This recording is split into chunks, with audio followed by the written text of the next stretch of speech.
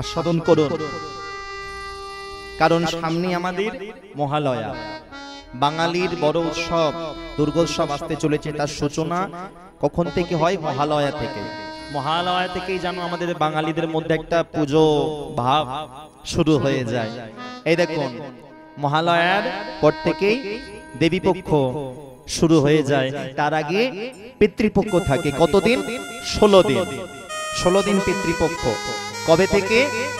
ভাদ্র মাসের পূর্ণিমা থেকে আশ্বিন মাসের অমাবস্যা পর্যন্ত এই 16 দিন থাকে পিতৃপক্ষ। আর পিতৃপক্ষের এই 16 দিনের পিতৃপক্ষের শেষ দিনটা আমরা মহালয়া হিসেবে পালন করি। মহালয়া আমাদের বাঙালিদের কাছে খুবই গুরুত্বপূর্ণ বিষয়। জেনে রাখুন, মাথায় ভালো করে আজকে জেনে যান। এই যে মহালয়ার দিন বা মহালয়ার আগের দিন অনেকে দেখবেন তর্পণ করে গঙ্গার ঘাটে গিয়ে। তর্পণ কেন করা হয়? এই যে মহালয়া, আপনি তর্পণ কি শুধু মহালয়ার দিনেই করতে পারেন, মহালয়ার আগের দিন করতে পারেন না। এই যে পিতৃপক্ষে যে পুরোটা সময় 16 দিন, এই 16টা দিনের মধ্যে আপনি যে কোনো দিন তর্পণ করতে পারেন, বা আপনি 16 দিনের প্রতিটা দিনই আপনি তর্পণ করতে পারেন। তবে বিশেষভাবে গুরুত্বপূর্ণ হলো মহালয়ার দিন আর মহালয়ের আগের দিন, যেটা সাধারণ মানুষ আমরা করে থাকি। কিন্তু মনে রাখবেন, এই পিতৃপক্ষ এই সময়তে তর্পণ করা হয় কেন? মহালয়া কেন নাম হলো বুঝে নিন। এই তর্পণ করা হয় পিতৃপুরুষের উদ্দেশ্যে। পিতৃলোক থেকে পিতৃপুরুষ আসে, তারা আমরা যে তর্পণ করি সেই তর্পণ জলদান গ্রহণ করে তারা পিণ্ড গ্রহণ করে তারা ঊর্ধ্বগতি প্রাপ্ত হয়। তারা স্বর্গে দিকে তারা অগ্রগতি হয়, তারা মহান আলয়ের দিকে অগ্রগতি হয়। মহান আলয়ের দিকে অগ্রগতি হয়, সেই কারণে এই তিথিটার নাম, এই সময়টার নাম বলা হয়েছে মহালয়া। সেই জন্য মহালয়া নামটা এতটা আমাদের কাছে প্রচলিত হয়েছে। মহান আলয়ের দিকে তর্পণ করার পরে, পিণ্ডদান করার পরে, জলদান করার পরে পিতৃপুরুষেরা মহান আলয়ের দিকে অগ্রসর হন, স্বর্গের দিকে অগ্রসর হন। সেই জন্য নাম হয়েছে মহালয়া। এই মহালয়াতে যাদের এখনো পিতা জীবিত আছেন, তারা তো তর্পণ করতে পারবেন না। তাই জন্য আপনারা ভগবানের কৃপা পাবার জন্য, দেবদেবীর কৃপা পাবার জন্য আমরা দেবদেবীর উদ্দেশ্য তর্পণ করতে পারেন, তর্পণ করা যায়। এবারে কথা হলো, মনে রাখবেন, এই তর্পণ যদি না করা হয় সারা জীবন, তাহলে কি হবে? সারা জীবনে যদি কেউ তর্পণ না করে, তাহলে তার কি হবে?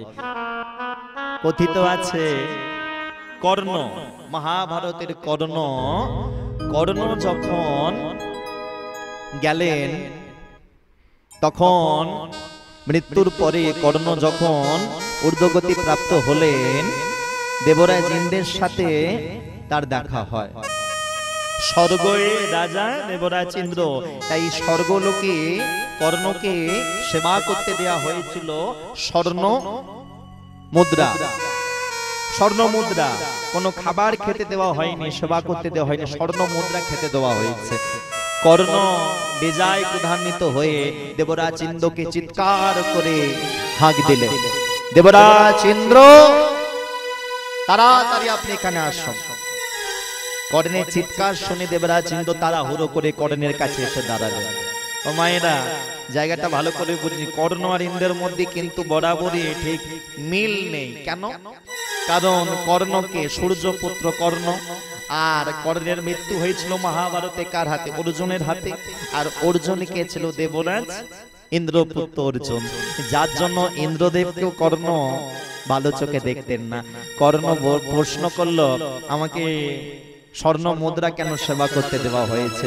তখন দেবরাজ ইন্দ্র উত্তরে বলেছিলেন, কর্ণ, তুমি তো সারা জীবনে কখনো তোমার পিতৃপুরুষের উদ্দেশ্যে জলদান করো নাই, কোনদিন তুমি পিণ্ডদান করো নাই পিতৃপুরুষের উদ্দেশ্যে, সেই জন্য তোমার এই শাস্তি পেতে হচ্ছে। কর্ণ তখন উত্তরে বলেন, হে ইন্দ্রদেব, আপনি আমাকে কথা বলছেন, আপনি বিবেচনা করে বলুন, আমি কি জানতাম আমার পিতৃপুরুষের পরিচয়? জানলাম কখন? কুরুক্ষেত্রের যুদ্ধের আগের দিন রাত্রিবেলা।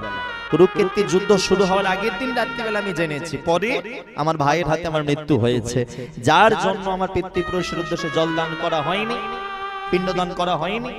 দেবরাজ ইন্দ্র তখন কর্ণকে বলেছিলেন, কর্ণ, তোমাকে আমি 16টা দিন সময় দিলাম। এই পিতৃপক্ষের যে সময়, এই সময়ের মধ্যে তুমি মর্তলোকে গিয়ে তোমার পূর্বপুরুষের উদ্দেশ্যে তুমি তর্পণ করতে পারো। যদি তর্পণ করো তাহলেই তোমার পিতৃপুরুষ জল পাবে, তারা ঊর্ধ্বগতি প্রাপ্ত হবে, আর তুমি পুনরায় এখানে এসে সুন্দরভাবে তুমি দিন কাটাতে পারবে। প্রেম সে বলো নিতাই গো প্রেমানন্দে হরি বল। মায়েরা, এবছর তাই মহালয়া পড়েছে। তারিখটা কত? আশ্বিন মাসের 4 তারিখ। আশ্বিন মাসের 4 তারিখ মহালয়া পড়েছে। আপনারা এই পিতৃপক্ষ চলাকালীন খুব মনোযোগ দিয়ে এই দিনগুলো কাটাবেন, কারণ এই দিনগুলোতে আমিষ আহার করা যায় না। এই পিতৃপক্ষ চলাকালীন কিন্তু যারা তর্পণ করতে চায়, যে কোনো জায়গায় গিয়ে তর্পণ করা যায় না, যে কোনো পবিত্র নদীতে গিয়ে তর্পণ করতে হয়।